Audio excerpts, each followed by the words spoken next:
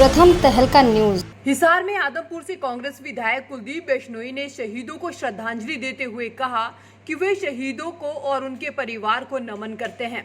हमारे फौजी राजस्थान की भीषण गर्मी में हमारे देश की रक्षा करते हैं और सर्दी में देश के जवान पहाड़ों पर हमारी रक्षा के लिए तैनात रहते हैं। कुलदीप बिश्नोई ने कहा कि ये दुर्भाग्यपूर्ण बात है कि हम शहीदों के बलिदानों को सच्ची श्रद्धांजलि भी नहीं दे पा रहे हैं।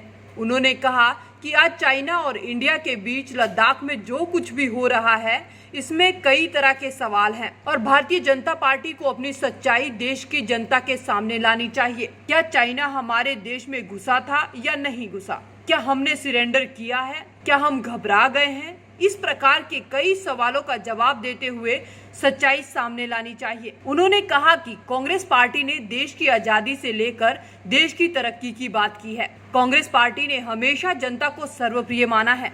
आज युद्ध और संकट की घड़ी में कांग्रेस पार्टी देश के साथ है। सरकार को सोचना चाहिए कि इस प्रकार की गलती ना हो और सच्चाई जनता के सामने लानी चाहिए। अगर किसी पे मर मिटने को इश्क कहते हैं तो फौजी से बड़ा कोई आशिक नहीं होता। भाइयों, मैं नमन करता हूं उन सभी शहीदों को। मैं नमन करता हूं उन शहीदों के परिवार के लोगों को जिन्होंने ऐसे महान सपूतों को जन्म दिया।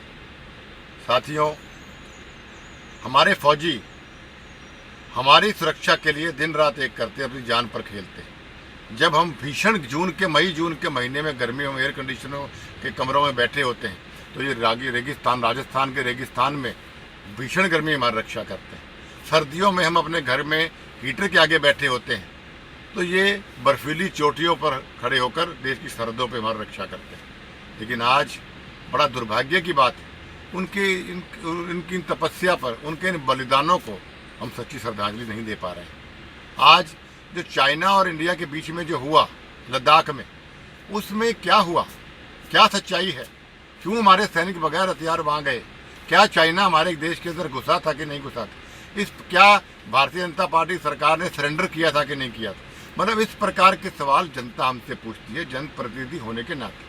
और हम भी ये सवाल भारतीय जनता पार्टी सरकार से करते हैं कि सच्चाई बताइए। ठीक है, आपने सरेंडर किया है, आप घबरा गए हैं या आपने कुछ भी किया है, सच्चाई लोगों तक पहुँचाइए। हम आपके साथ हैं। कांग्रेस पार्टी, चाहे देश की आज़ादी की लड़ाई हो, चाहे संघर्ष की बात हो या देश की तरक्की की बात, कांग्रेस पार्टी ने हमेशा जनता को सर्वोपरि माना है, देश को सबसे आगे माना है। आज इस युद्ध की घड़ी में, आज इस संकट की घड़ी में कांग्रेस पार्टी पूर्ण रूप से सरकार के साथ है। लेकिन आप मजबूत रहिए, सरेंडर मत करिए और सच्चाई बताइए।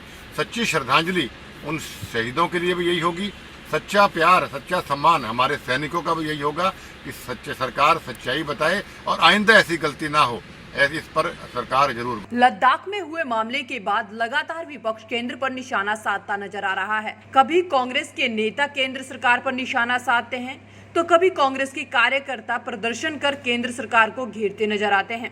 प्रथम तहलका के लिए हिसार से प्रवीण कुमार की रिपोर्ट।